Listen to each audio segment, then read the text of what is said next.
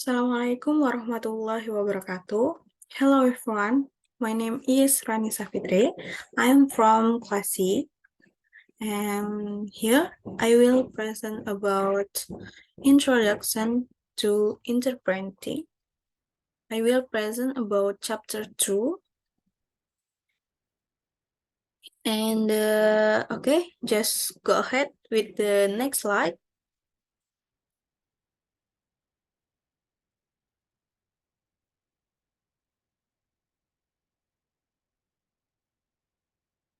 In the first slide, we discuss through the lens of history. Through the lens of history, often within the issue we face in interpreting are occurring for the first time, when in fact many of these issues have happened through history, when new phenomena such as deep interpreters or identity politics arise. It is worth checking whether these are actually new or just new to use.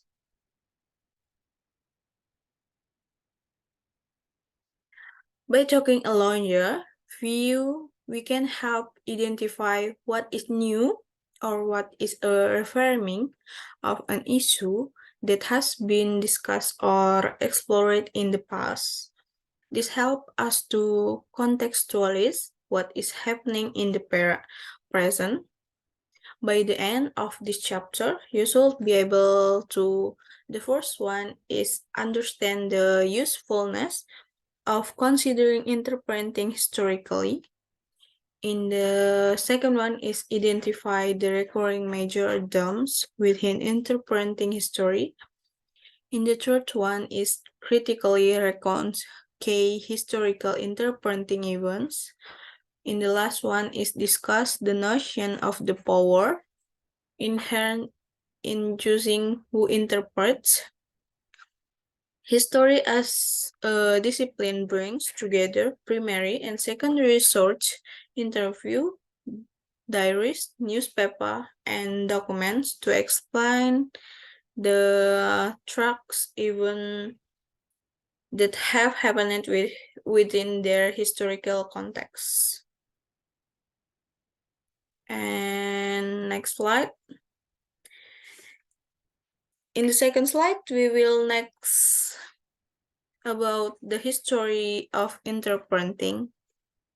The history of interpreting, either spoken or signed, is often assumed to have started more recently than it did. Often, this is because histories are reported as if interaction occurred only among monolingualists. A.G. C. Palmer, 2003, for an account of interpreting in 16th century Ireland without regard to the multilingual nature of different people's meetings. When empires encountered each other or wished to trade, or people were forcibly moved die to natural disaster or enslavement, multilinguage have often been present, thus enabling different language groups to talk to each other. And then in the next slide, on the third slide about historical mention of translation and interpreting. Interpreting as a practice has occurred through human history, often undertake by low status bilinguals or multilinguals with no training. Historical documents also show multilinguals of high status.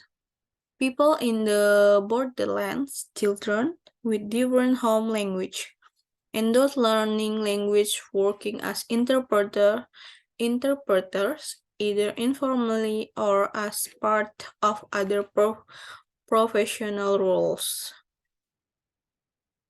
Yearly, reference to translation and interpreting many of the terms that emerge from the context of workers, e.a. soldiers, and mandarins, among others, whose responsibilities include interpreting remain relevant today.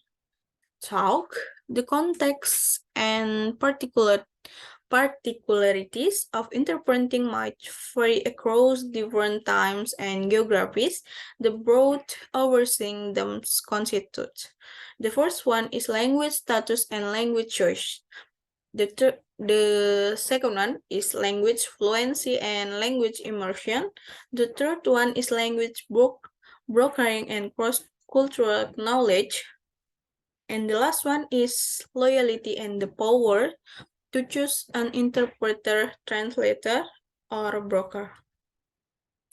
When reading historical articles, such as those referenced in the chapter, does them constantly emerge something with different level and at other time, raising specific issue, but nevertheless as one that our learning from history. Okay, in the next slide, here in education.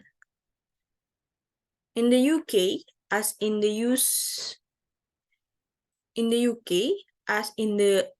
USA, the registry influenced the development of postgraduate courses, which were later expanded to both bachelor and master's level. And at that time, passing the appropriate SIG language exam and being in interpreter education program allowed candidates to register as training and be fully credentialed upon passing graduating from accredited course. To become an interpreting in Australia at the professional level, training courses are available at technical and future education TAVE communicative college in most states. In the next slide is credential. Currently, there are two models for credential interpreting to a professional organization. One model is the awarding of a certification upon completion of an academic program and successful review of a portfolio as it is done in the UK. Another model is the awarding of a certification after a successful knowledge and skill-based evaluation like it is done in the USA, which now requires as bachelor's degree as of 2011. Australia has a combination of these two models. Okay, the next slide. No. In the next slide, we come to the summary stage. So, summary.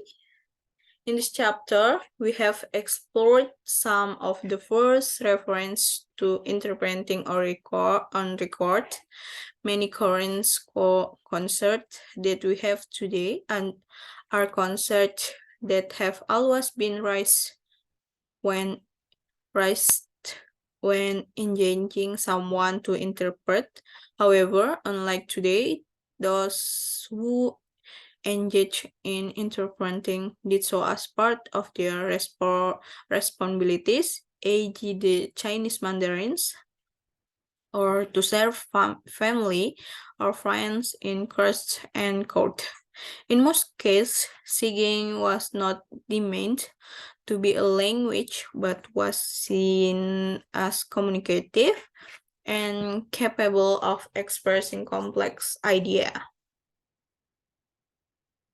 So that's summary of material today, and I'm close material, and thank you in this in this time. Wassalamualaikum warahmatullahi wabarakatuh.